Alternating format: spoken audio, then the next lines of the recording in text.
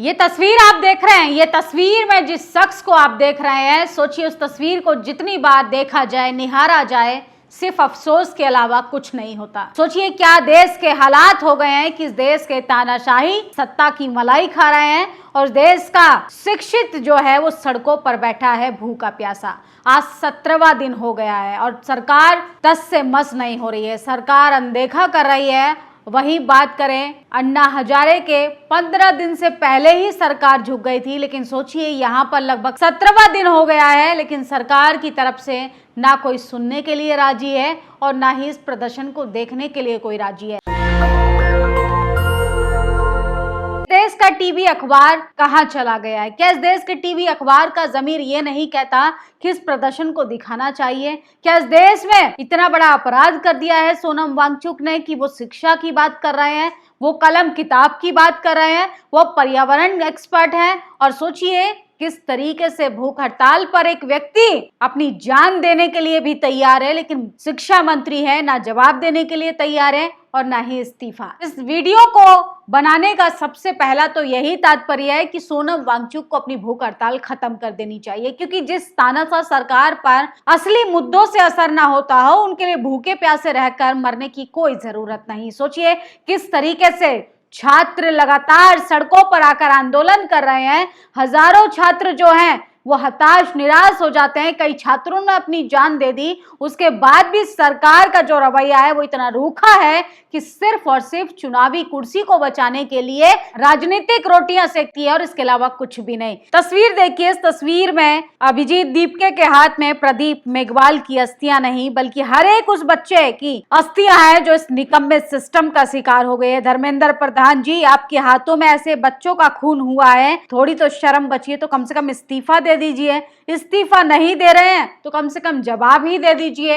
एक व्यक्ति भूख से मरने के लिए तैयार है, सोचिए किस तरीके से उनका 8 से 9 किलो वजन कम हो गया है। उसी स्टेज के बराबर में हजारों छात्र भूख हड़ताल पर बैठने के लिए मजबूर हो गए हैं, लेकिन सरकार है कि सुनने के लिए राजी नहीं। क्या अपराध किया है इन छात्रों ने? क्या वो शिक्षा की बात ना करें? परीक्षा पे बात करते हैं, परीक्षा पर चर्चा करते हैं, लेकिन परीक्षा देने वाले छात्रों की यह हालत हो गई है कि एक शिक्षक जो है वो भूख हड़ताल पर बैठा है और देश के छात्र जो हैं वो सड़कों पर, बरसात हो रही है, गर्मी हो रही है, 45 डिग्री तक का टेम्परेचर है दिल्ली का, उसमें भी छात्र सड़कों पर बैठकर सिर्फ और सिर्फ अपनी मांग की चीजों को कहने के लिए बैठे हैं। लेकिन सरकार का जो रवैया है वो इतना रूखा है कि शर्म आ जाएगी। अगर भारतीय जनता पार्टी अगर इसी जगह पर बैठी होती तो सोचिए क्या कुछ हो जाता है इस देश में। और देश के हालात इतने बुरे हैं कि आप सिस्टम से सवाल नहीं कर सकते। चिंता मत करिए, ताना सरकार का अंत जल्द होगा। शुरुआत उत्तर प्रदेश के चुनाव से होगी, जनता सबको सबक सिखाएगी। ये हमारे लिए शर्म की बात है कि सोनम वांगचुक जैसे टैलेंटेड लोग देश में सामान्य न्याय के लिए भूखे मर रहे हैं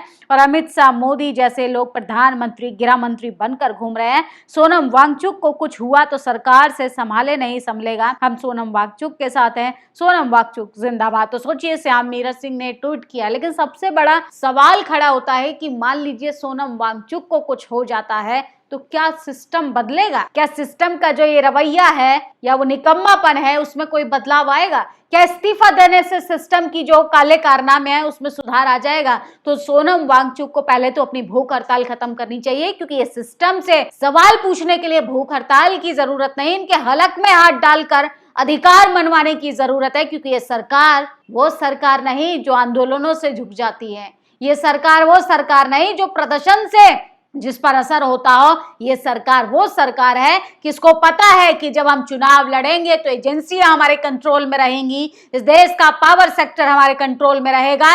जो भी हमारे खिलाफ उद्योगपति हो, एक्टर हो, नेता हो, प्रवक्ता हो, अभिनेता हो, जो भी आवाज उठाएगा उसके ईडी की रेड पड़वा के हम अपने पार्टी में शामिल कर लेंगे, चाहे राघव चड्ढा हो या वो कोई चड्डी। ठीक है, किस तरीके से देश के हालात हो गए। तो इनको सिर्फ कुर्सी के लिए राजनीति करनी है। जनता भूखे मरे, शिक्षक भूखे मरे, महिलाएं भूखे मरे, किसान भूखे मरे। सोचिए सरकार पर 700 से ज्यादा किसानों की मौत हो गई थी, सरकार पर तब असर नहीं हुआ। सोनम वांगचुक मर जाएंगे, क्या देश में बदलाव होगा? 2-4 दिन विपक्षी नेता राजनीति करने जाएंगे, उसके बाद संविधान की दुहाई देंगे, कैंडल मार्च निकलेगा, चारों तरफ सन्नाटा। लेकिन अफसोस होगा इस देश के प्रत्येक नागरिक को जो साहस दिखाने का काम नहीं कर पाएंगे। सोचिए, एक सोनम वांगचुक ने हिम्मत दिखाई है कि इस नाकाम सिस्टम के खिलाफ कैसे बोला जाता है, कैसे आंदोलन किया जाता है और उसका भी मजाक बनाया जा रहा है। सोचिए, उसको भी कहा जा रहा है कि कॉन्स्पिरेसी कर रहे हैं। तो कॉन्स्पिरेसी वाले लोगों को कॉन्स्पिरेसी ही लगता है जब मुद्दों की बात होती है। आईआईटी कानपुर में प्रोफेसर रह चुके हैं पर्यावरण कार्यकर्ता जीडी अग्रवाल ने गंगा नदी को प्रदूषण मुक्त कराने के लिए सरकार की लापरवाही के खिलाफ 111 दिन तक आमरण अनशन किया था। 111 दिन अनशन पर रहने के बाद 2018 में उनकी मृत्यु हो गई थी। सरकार ने उनकी मांग को माना नहीं, मीडिया ने उन्हें प्रदर्शन को कवर किया था। अब इसी राह पर सोनम वांगचुक चल रहे हैं। सरकार इसकी भी मांग को नहीं मानने वाली है। सोनम को आमरण अनशन छोड़ देना चाहिए। इनकी जान इस्तीफे से बढ़कर कुछ नहीं। हमें अनपढ़ प्रधानमंत्री नहीं चाहिए, हमें अनपढ़ गृह मंत्री भी नहीं चाहिए, लेकिन हमारे लिए, इस देश की तरक्की के लिए सोनम वांगचुक जैसे पढ़े लिखे लोगों की जान ज्यादा जरूरी है। सोचिए, जो शिक्षा का महत्व जानते हैं, जिनको पता है कि इस देश में बच्चों के भविष्य के साथ खिलवाड़ हो रहा है और वो सड़कों पर आकर भूखे तपस्या करने के लिए मजबूर हो गए हैं। और सोचिए, सरकार है कि विदेशी टूरिज्म का मजा ले रही है। राहुल गांधी कहाँ है, जो बार बार दुहाई देते हैं कि संविधान खतरे में है, करोड़ों नौकरियां देने का वादा करते हैं। कांग्रेस पार्टी को तो बाकायदा अब तक आ जाना चाहिए था, क्योंकि ये किसी पार्टी के लिए प्रदर्शन नहीं हो रहा है, ये किसी जाति के लिए प्रदर्शन नहीं हो रहा है, ये प्रदर्शन छात्रों के भविष्य के लिए हो रहा है। संसद के अंदर अंग्रेजी में भाषण देने से बदलाव नहीं होगा। बदलाव होगा कि मुद्दों पर आप कहां गायब हो जाते हो, मुद्दों पर आपकी पार्टी का समर्थन क्यों नहीं मिलता।